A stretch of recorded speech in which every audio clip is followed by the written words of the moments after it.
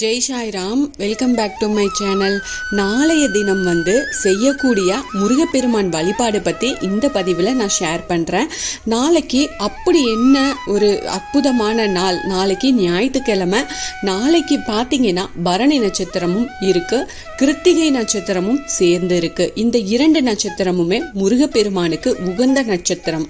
பரணி நட்சத்திரத்தில் பிறந்தவங்க நாளை முருகப்பெருமான வழிபாடு செய்ய அவர்களுடைய வாழ்க்கையில நல்ல முன்னேற்றம் ஏற்படும்.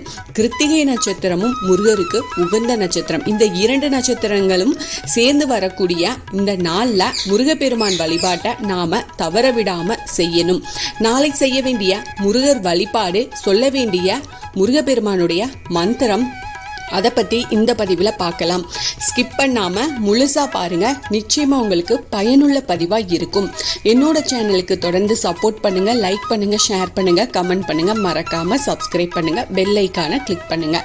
உங்களுடைய வேலை சம்மந்தப்பட்ட விஷயங்களில் பிரச்சனை இருக்குது, நல்ல வேலை கிடைக்கல, வேலை இருந்தும் வருமானம் இல்லை, தொழிலில் நிறைய பிரச்சனை இருக்குது, லாபம் கைக்கு சேரவே இல்லை, எவ்வளவு உழைப்ப முதலியாராக போட்டாலும் வியாபாரத்தை கொஞ்சம் கூட முன்னேற்றமே செய்ய முடியலை. இப்படியெல்லாம் இருக்கிறவங்க நாளைய தினம் முருகப்பெருமான வழிபாடு செய்யுங்க. கண்டிப்பாக அந்த நீங்கள் செய்கிற வழிபாடு உங்கள் கை மேலே பலன் கொடுக்கும். தொழிலில் வெற்றி பெறவும், வியாபாரத்தில் முன்னேற்றம் அடையவும் சூரிய பகவானின் அனுகிரகம் நமக்கு பரிபூரணமாக கிடைக்கணும். சூரிய பகவானுக்கு உரிய ஞாயிற்றுக்கிழமை அன்னைக்கு முருகப்பெருமான நம்ம வழிபாடு செய்யும் போது நிச்சயமாக உங்களுடைய கஷ்டங்கள் தீரும். அப்படிங்கிறது தான் இந்த வழிபாட்டுக்கு பின்னாடி இருக்கக்கூடிய ஒரு பெரிய நம்பிக்கை. அதனால நாளை காலை 6 மணியிலிருந்து 7 மணிக்குள்ள உங்கள் வீட்டுக்கு பக்கத்தில் இருக்கும் முருகர் கோயிலுக்கு போய் 2 நெய் தீபங்கள் ஏற்றி, முக்கியமாக செவ்வாழை பழங்கள் வாங்கிக்கோங்க.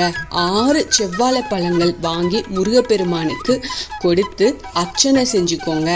செஞ்சிட்டு ஓம் கதிர்வேலாய நமக அப்படின்ற மந்திரத்தை மனசுக்குள்ள சொல்லிக்கிட்டே முருகப்பெருமான 6 முறை வலம் வாங்க.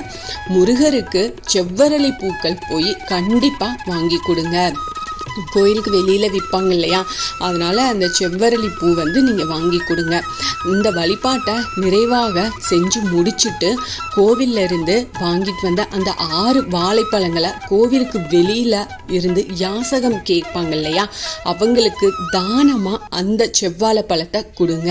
நாளைய தினம் இந்த வழிபாட்டை நீங்கள் செஞ்சு முடிச்சிங்க அப்படின்னா நிச்சயமாக உங்கள் வாழ்நாளில் இருக்கும் வருமானம் சம்மந்தப்பட்ட பிரச்சனைகள் கண்டிப்பாக தீரும். காலை நேரத்தில் இந்த வழிபாட்டை பரணி நட்சத்திரத்தில் செய்ய முடியலை அப்படின்னா மாலை நேரத்தில் செய்யுங்க. மாலை கிருத்திகை நட்சத்திரம் இருக்கு, அதுவும் முருகப்பெருமானுக்கு உகந்த நட்சத்திரம் தான். அதனால நீங்க பரணி நட்சத்திரத்துல பிறந்தவங்களாக இருந்தா இந்த வழிபாட்டை காலை நேரத்துல செய்யறது உத்தமம். மற்றவங்க இந்த வழிபாட்டை மாலை 6:30 மணிக்கு மேல செஞ்சாலும் எந்த தவறும் கிடையாது.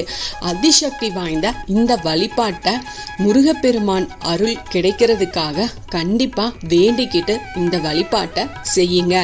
நம்பிக்கையோட செய்யுங்க. உங்களுக்கு இருக்கிற பிரச்சனை எல்லாமே ஒரு முடிவுக்கு வரும். இது எளிமையான வழிபாடு தான். நீங்கள் கோயிலுக்கு போறீங்க, அங்கே ஏற்ற வேண்டியது நெய் தீபம், அதுக்கப்புறமா செவ்வரளி பூ வாங்கி கொடுங்க. அப்புறம் முக்கியமான விஷயம், செவ்வாழை பழம் நீங்கள் முருகப்பெருமானுக்கு வாங்கி அவர் பாதத்தில் சமர்ப்பணம் பண்ணிட்டு நீங்கள் சாமி கும்பிட்டு வெளியில் வரும்போது அதை யாசகமாக நீங்கள் கொடுக்கணும். இவ்வளவே தான். நிச்சயமாக இந்த பதிவு உங்களுக்கு ரொம்ப பயனுள்ள பதிவாக இருக்கும் அப்படின்னு நான் நம்புகிறேன். நிச்சயமாக இது கை மேலே பலன் கொடுக்கக்கூடிய ஒரு எளிமையான பரிகாரம் வழிபாடு தான். இதை கண்டிப்பாக செய்யுங்க. நாளைய தினத்தை நீங்கள் தவற விடாதீங்க. இதில் ஏதாவது சந்தேகம் இருக்கு அப்படின்னா எனக்கு கமெண்ட்ல கேளுங்க, நான் கண்டிப்பா பதில் சொல்றேன். என்னோட சேனலுக்கு தொடர்ந்து சப்போர்ட் பண்ணுங்க, லைக் பண்ணுங்க, ஷேர் பண்ணுங்க, கமெண்ட் பண்ணுங்க, மறக்காம சப்ஸ்கிரைப் பண்ணுங்க, பெல் ஐக்கானை கிளிக் பண்ணுங்க. இது போல எனக்கு தெரிஞ்ச ஆன்மீக பதிவுகளை உங்ககிட்ட நான் ஷேர் பண்றேன். Thank you friends. மீண்டும் அடுத்த பதிவில் சந்திப்போம்.